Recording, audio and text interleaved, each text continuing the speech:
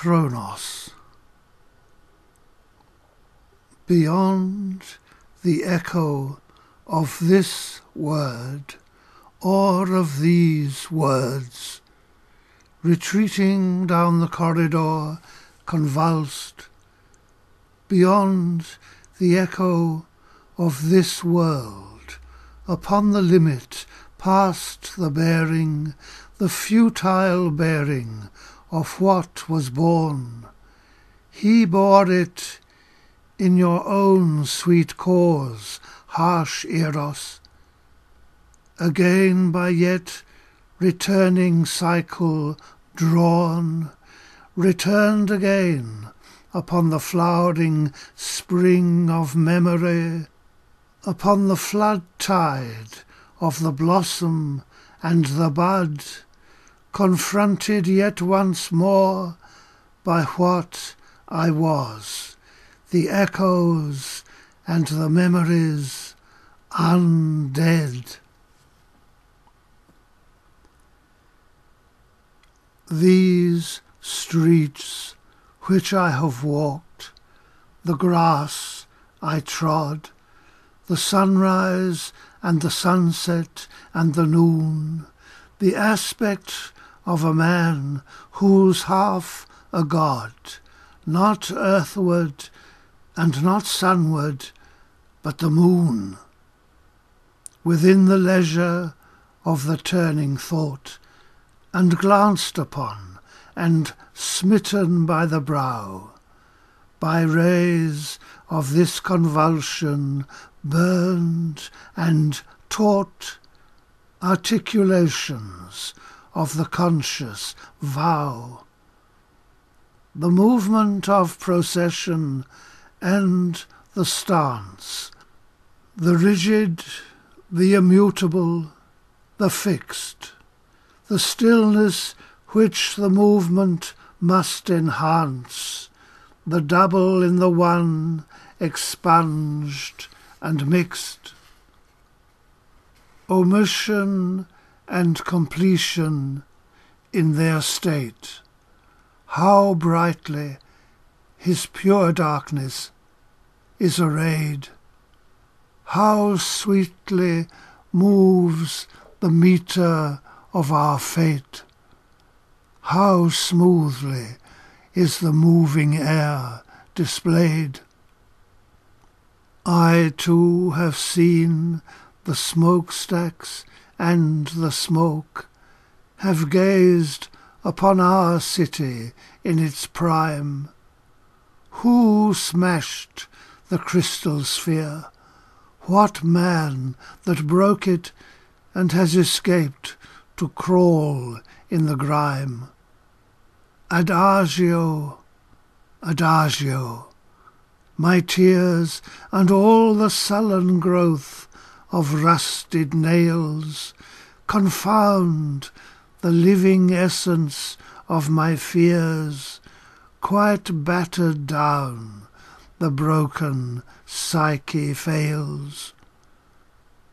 The twilight that has come and will not go, oh, welcome it and sink into the veil, the hidden meaning that will flower and grow, and phantom figures passing in the pale. Await upon the nightfall and retract. In nakedness his body is secure. That terror we must now as one enact. Such eyes we will configure and allure as, opened up upon a windowed scene, and, passionless, observing what is there, will note and mark the pathways that had been before the city fell into the air. But from that disassociation sprung, who named it, and what cause did he assign? The bodies that these hands have groped among, and corridors repeated, line on line. The traffic and the street, the shop and square, the offices, the homes and plots of grass, the vow which we have sworn to and will swear, the bodies and the faces that will pass. When from the sundering, he who has known these stars, upon what dim and distant height, and wherefore shall the turning heaven turn, and radiant spume of stardust flicker down upon his head? And when the falling's done, and Kronos wields the sickle and subverts, will halos still as constant be as once, divinity still walk upon the waves? A bird in the darkness, a flower at the heart.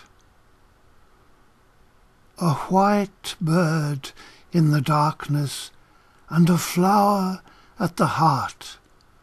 O little green snake, O eight-rayed wonder of the world!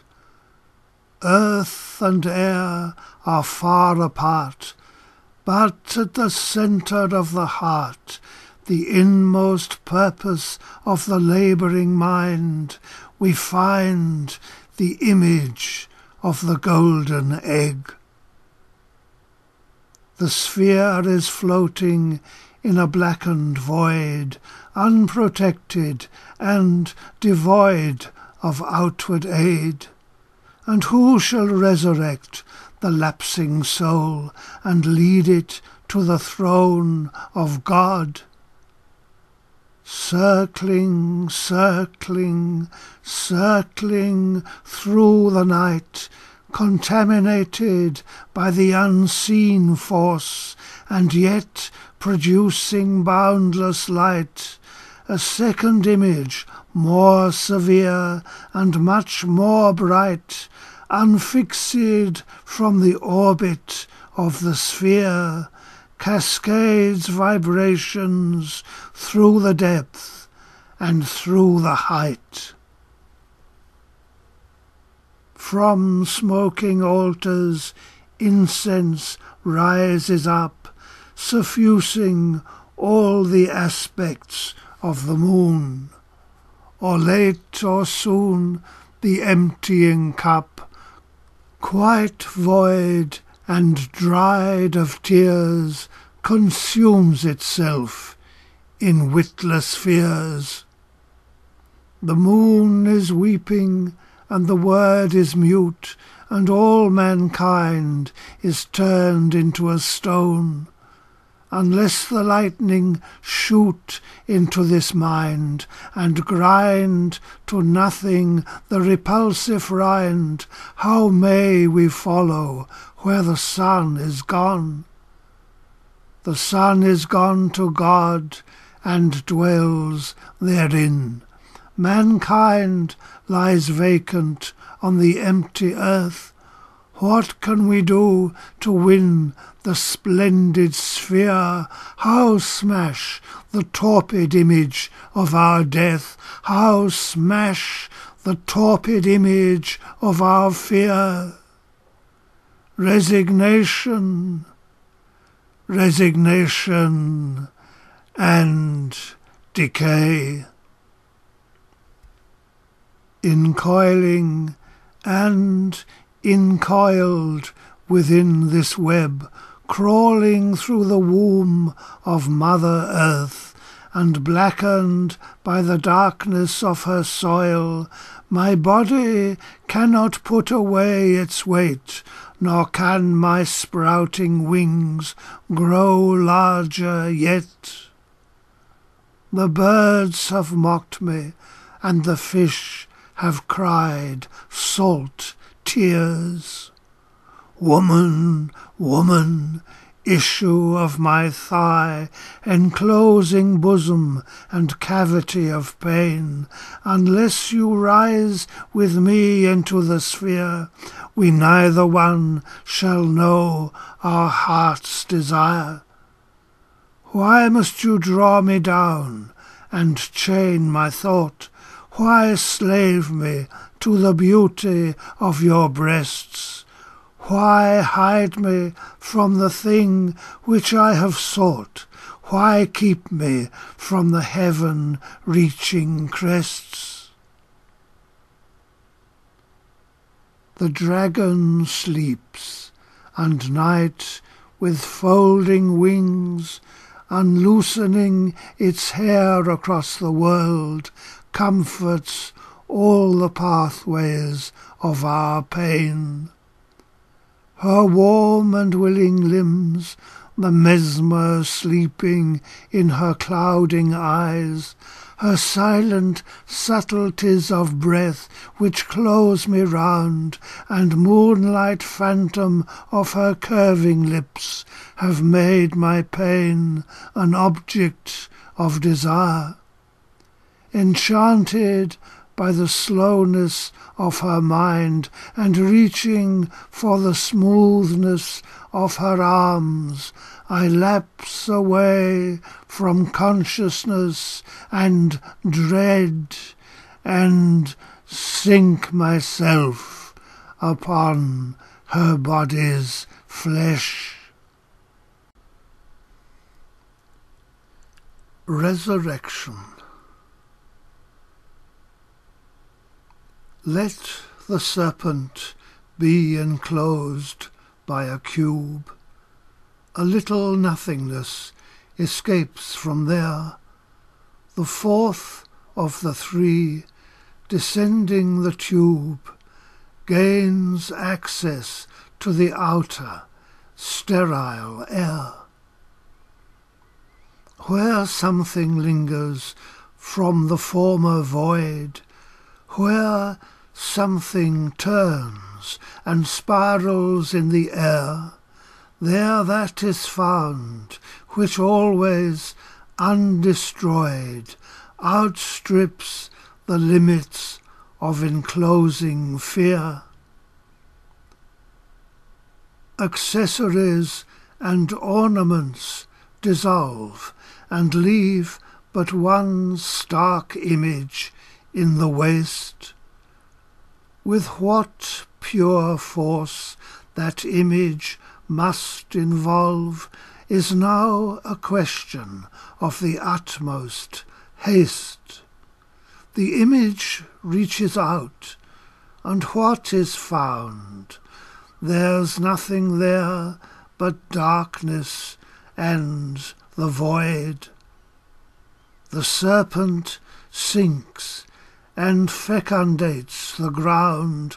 The ground is heaving, and the cube destroyed. When first the glass is shattered, spheres must fall, and when the spheres have fallen, what ensues? Disruption of the image covers all, and mind is watered in enfeebling dews.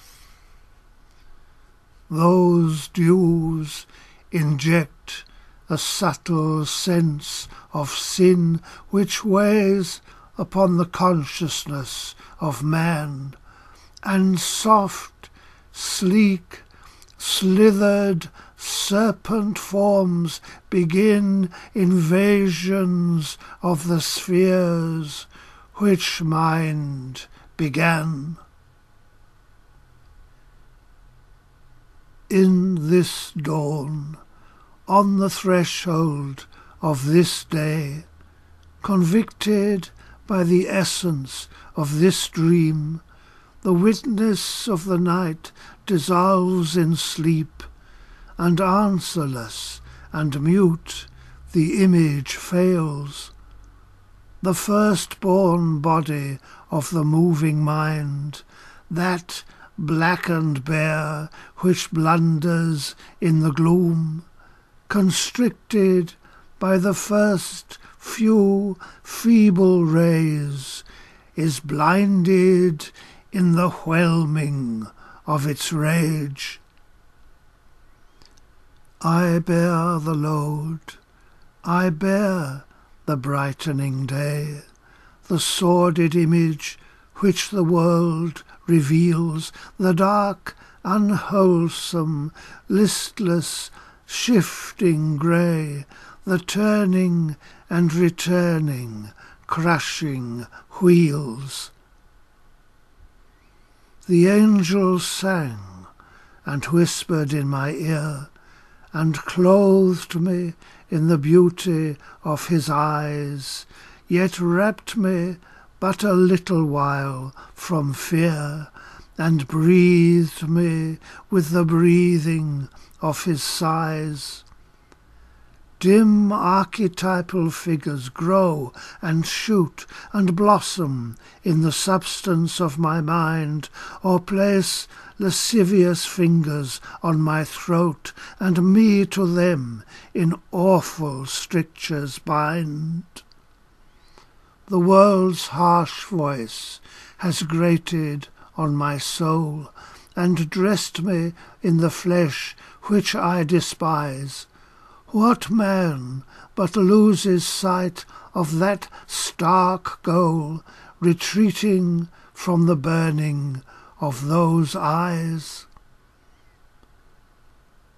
Those eyes alone can save us from decay. Those eyes alone can build the living sphere. Those eyes alone can lead us to the day. Those eyes alone can lead us from our fear. He trampled on the image of my flesh, then softly smoothed me with his softened limbs. I cursed him and renounced the imaged death, and wandered with the light that shifts and dims. But soon I turned and welcomed his embrace, and welcomed all that pain and death could bring, for pain and death were glowing in his face, and sang throughout the song he used to sing. I saw him once before the roaring hearth, the fire on his face, and singing low, and felt that I had felt my second birth, that only now could I begin to grow. The firstborn baby must be purged by death, or else it never gains a man's estate. The firstborn baby must be born again, that it may smash the current of its fate. The fleshly body dies and fades away, is eaten by the ravening worms of earth. The heavenly body greets eternal day, and grasps the reins of its unfading youth. Moving slowly on the surface of the sea, or plunging to the terror of its depth, with borrowed wings to scan the highest Alps, and soar or flutter through the upper air, to burrow in the earth, to spade the soil, to open up the subterranean caves, and fill them all with light and breath and noise, to gain some knowledge of man's inner source, to probe beyond the orbit of the moon, to chart and measure this mechanic world, to sway upon the edge of the abyss, and, downward gazing, back recoil in fear. All this men did, all this they have performed, but utterly have missed the potent mark. What depth is there in depth where none is deep? Such knowledge has the simian in his tree, such waking this as one who stirs in sleep, such freedom but a longing to be free.